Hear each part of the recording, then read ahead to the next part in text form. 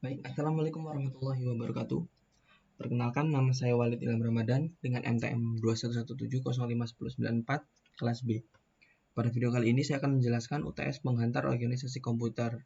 Lanjut saja ke soal yang pertama. Soal yang pertama yaitu bagaimana cara kerja keyboard memahami suatu ketikan yang diketikkan oleh pengguna sehingga tampil di layar komputer. Berikut adalah proses dari bagaimana keyboard ini akan memberikan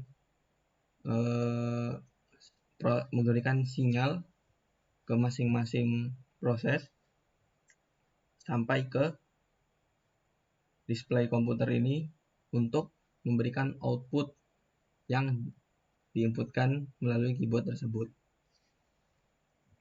Dalam proses yang pertama kita akan menekan, misal menekan tombol A, maka keyboard prosesor yang berfungsi sebagai pencocok inputan dengan kode binirnya ini akan mengubah inputan A kita tadi menjadi kode biner. Nah, yang kita inputkan tadi misalkan A, yang berarti kode binernya adalah 011000001. Lalu keyboard prosesor akan memberikan sinyal melalui bus ke RAM. Nah, bus sendiri merupakan penghubung antar komponen di dalam sistem komputer. Lalu keyboard akan memberikan sinyal juga kepada keyboard controller yang digunakan sebagai penghubung antara keyboard dengan komputer. Proses akan berlanjut ke internet controller. Nah, internet controller ini berfungsi untuk memfokuskan perintah dan menghentikan perintah lainnya, sehingga kinerja dari komputer menjadi lebih fokus terhadap perintah yang kita perintahkan tadi. Setelah itu, setelah melalui internet controller, proses akan berlanjut ke CPU atau prosesor. Nah, prosesor ini memiliki 3 bagian unit yang memiliki fungsinya masing-masing. Yang pertama adalah control unit yang berfungsi untuk mengontrol segala apapun yang terjadi di prosesor. Yang kedua adalah ALU atau Arithmetica Logical Unit yang terdiri dari dua bagian, yaitu bagian aritmatika dan bagian logika boolean yang memiliki tugasnya masing-masing. Di sini kita memasukkan inputan berupa huruf sehingga kita masuk ke bagian logika boolean. Nah, setelah dari unit logika boolean tersebut, prosesor akan dikembalikan ke register. Nah, register ini merupakan bagian kedua, di mana register ini adalah tempat penyimpanan pada prosesor. Lalu proses akan lanjut ke cache, lalu ke ROM BIOS. Nah, ROM BIOS ini merupakan media penyimpanan firmware sehingga BIOS dapat dieksekusi secara langsung. Pada bagian ini, bahasa inputan telah berubah menjadi huruf A atau sesuai dengan inputan yang kita inginkan. Proses akan kembali ke internet controller, lalu internet controller akan mengirimkan sinyal atau proses akan berjalan ke bagian RAM tadi ini. Nah, RAM ini merupakan tempat penyimpanan sementara. Lalu dari RAM ini proses akan berlanjut ke VGA, lalu dari VGA ini akan diproses untuk outputnya ke monitor. Nah, monitor ini akan menampilkan huruf A yang kita inputkan tadi melalui keyboard. Begitulah proses dari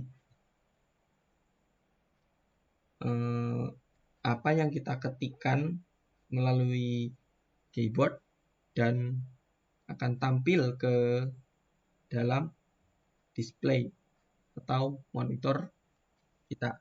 Lanjut ke soal nomor 2, yaitu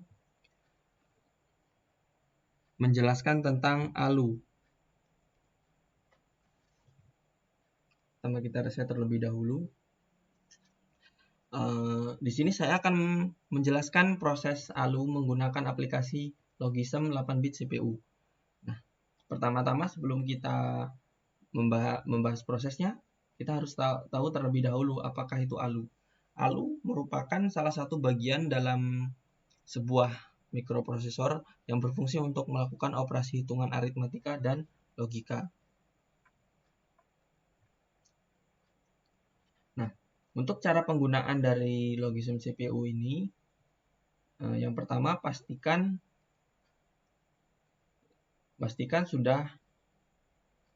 proses sudah dijalankan dengan cara memilih menu simulate dan tick enable. Maka tampilannya akan menjadi seperti ini.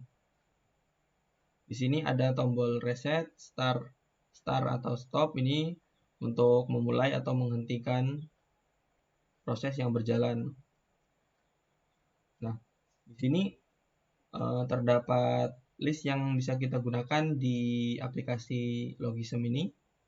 Nah, di sini kita akan memilih untuk opsi ALU.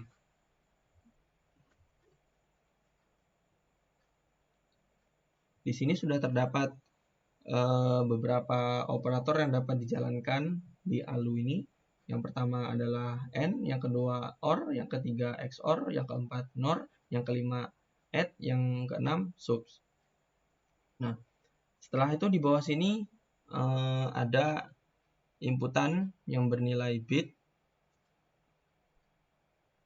Dua inputan ini masing-masing memiliki nilai, yaitu 2 nilai dan 2 bit.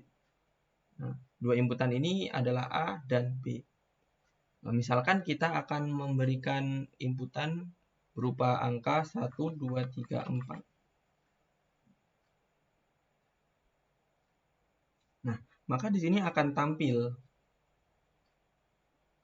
nilai A dan nilai B ini berupa biner dan heksadesimal hasilnya tadi.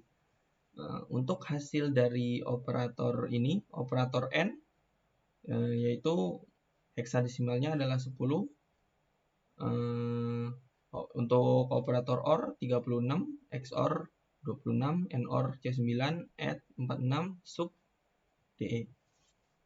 Nah, di sini saya akan menjelaskan proses dari perhitungan aritmatika ALU ini. Yang pertama kita harus memilih 8-bit ALU. Nah, di sini sudah terlihat prosesnya dan ada